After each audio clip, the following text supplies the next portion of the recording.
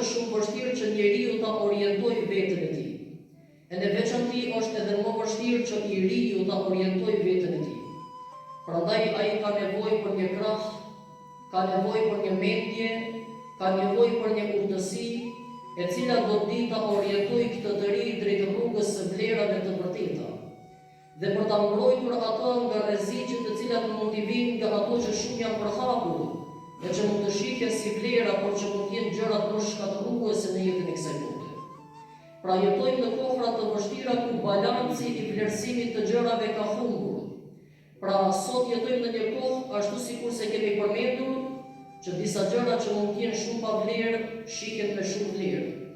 Dhe nga ana tjetër disa gjëra që janë me të vërtetë me vlerë të madhe shihen krejt të thjeshta dhe normale dhe që nuk ka interes për to.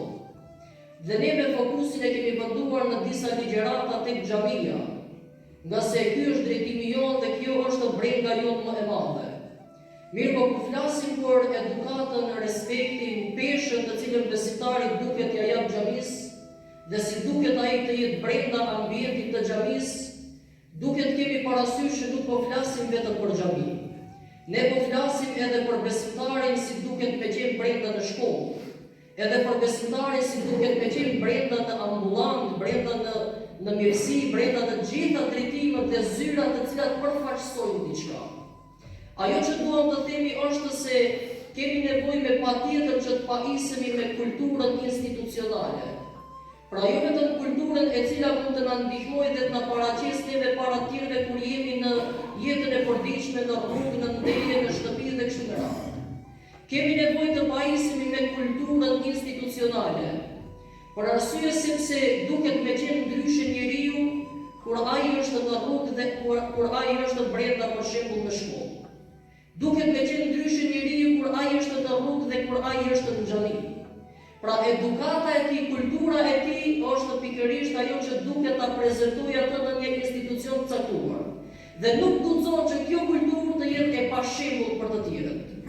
Nuk guxon që kjo kulturë pastaj të jetë e keqe para të tjerëve. Dhe neve e kemi brendën tonë xhami. Për arsye se këtij trendi të zhvlerësimit të gjërave i ka shpëtuar edhe xhamia që është shtëpi e Zotit xhelel xhelalu. Ashtu sikur se pra llogaritet sot treg normale, punë e madhe jemi në shkollë, punë e madhe pse jemi në spital. Shiko pra një pjesë e madhe e shoqërisë e ka humbur ekuilibrin e vlerave. Dhe çdo sent ato e mbulojnë me fjalën punë e madhe. Dhe kjo nuk është e keqja e madhe. E keqja më e madhe është kur ky reagim pastaj bëhet shembull për të tjerët.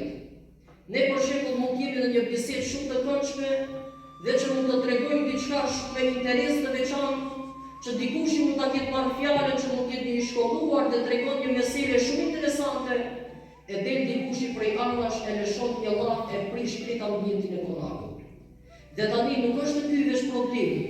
Problemi është sepse shumë të tjerë pastaj këtë reagimin e tij të pavend e bëjnë si një shembull të duhur që ky e bëri. Dhe po thojnë, a e vaj se çka i bëri filani? Sikur se ky ka bërë një veprim i cili ka vlerë. Pra, kur turpi ngritet dhe bëhet vlerë, shkatërrohen gjërat pastaj. Dhe pasojat e këtyre shkatërrimeve, pasojat e kësaj ngatërrese, kujt i dhe koka në fund? Përsëri Lena dhe koka. Ato të cilët do i përjetojnë pasojat dhe vuajtjet e gabimeve tona do të jemi ne.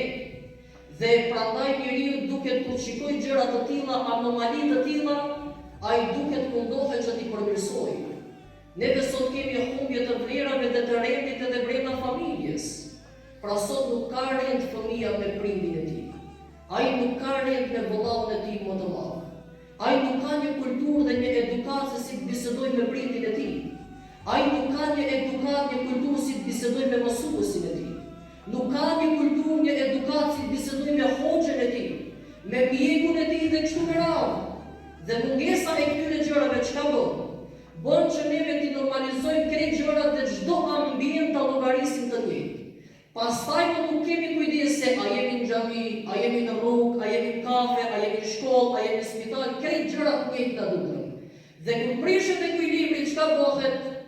Pastaj vuajtjet ne kemi përsëri për t'i përjetuar.